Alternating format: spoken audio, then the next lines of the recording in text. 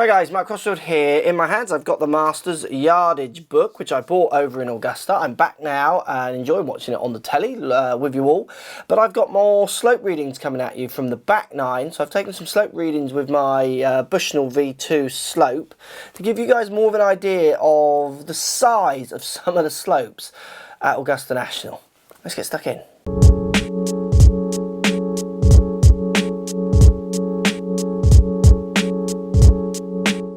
Right, let's take a look at some of the slopes. We're looking at the back nine now. I've done the front nine. Check that video out as well. We're going to start with 10. 10 is a dramatic hole at Augusta. It goes massively down off the tee and swoops to the left. Now, I couldn't get a slope reading from the tee because I couldn't shoot up and get anything, and I couldn't shoot down and get anything because you can't see the tee and you can't see the base. The slope is so severe. I would guess, based on the second at Augusta being a 25-yard drop, so you take 25 yards off your distances for the slope, I would argue the slope on 10 would be around 35 yards. It is dramatic. Now, I've got my yardage from the second shot in. We were walking with Haas down this hole, and I took some measurements from where he was. And the second shot for Haas was playing 7 yards shorter.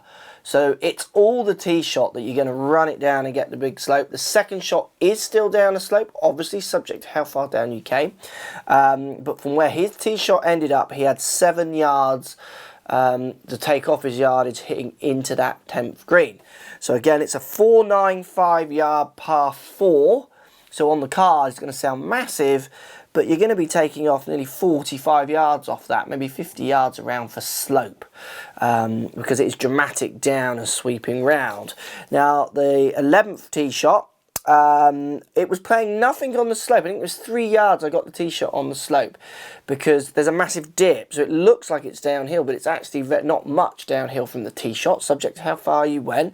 Now, at this point, I measured where Kiradash Appy Bamrak got to. He hit a good drive. He was about 20 yards past Haas, actually. We both hit good drives because I stood on the tee and watched him hit them. And the second shot into 11 was playing 15 yards shorter. So that hole at maximum is 20 yards shorter. It's 505 yard par 4. You get that hole into the wind with that green. That is just a killer of a golf hole. 11 for me is one of the holes at Augusta that just look like, if I was playing there, it'd be one of those holes I just want to get through. I just want to get it done. It would be always on my mind. Let's get 11 done. Probably 12 as well, but 11 definitely. 505 brute. It does play downhill, but you're only wiping off 20 yards max. You could get your drive chasing a bit down the slope, but not with the way they've cut the fairways and what have you now. They couldn't really get 13. I didn't get 14 and I couldn't get 15 because of where the spectators stand. I did get 15 from 100 yards in and it was only 5 yards less with the slope. I couldn't get the second shots from where the spectators get to see. It just wasn't accurate enough really. 16 played relatively flat. 17, 4 yards uphill off the tee. So it plays 4 yards uphill off the tee, but the tee shots were all landing the day I was watching, from Vijay Singh carrying it 290 off the tee. Jason Day, I think, hit the longest one down there along with Koepka. They were around 304, 309 in the air. Then you would have to add 4 yards on top of that for the upslope they're hitting into, and nearly 0 run because they're literally hitting into the upslope, which is 4 yards above the tee.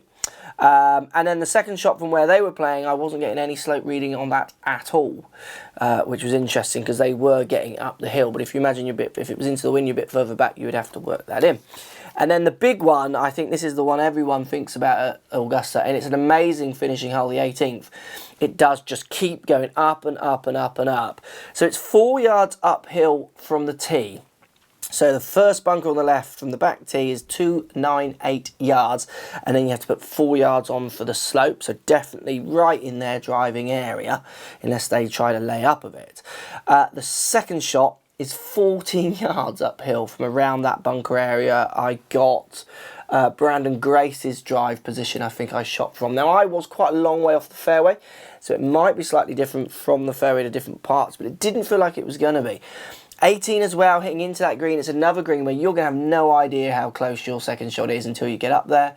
You're literally just hitting into the middle of the flag, and a big bunker. But it's playing 14 yards, so that hole is nearly 20 yards uphill. It's 18 yards uphill. It's 2 to 3 clubs longer, and it's already measuring 4.65. It's a fantastic closing hole. You go and put the pin at the back there. Very hard to get it back to that pin, but obviously the Sunday position is usually that fun position where it comes off the slope, which absolutely is a fantastic closing hole and a great position, I always think. There you go, guys, a bit more insight from my yardage book, Master's Yardage book, which is fun, and working some of the slopes in. That's the biggest thing. If you're lucky enough to get to Augusta National, which I was thanks to Your Golf Travel, you definitely need to take in and try and understand some of the slopes. They are ginormous. I think the telly doesn't show us enough of it, and why they're not giving us yardages with slopes enough, I don't know, because I found that very interesting as I walked around. Very rarely were the players playing the true measured yardage. Post comments down below, let me know what you think. There's 2 videos on some of the kind of biggest sloped holes that I walked around at Augusta National. Post those comments as always. Thanks for watching. Follow me on Twitter, Facebook, Instagram, Snapchat, Periscope, all the normal social places. Also, come and visit my new website, markcrossfieldgolf.com. See you over there.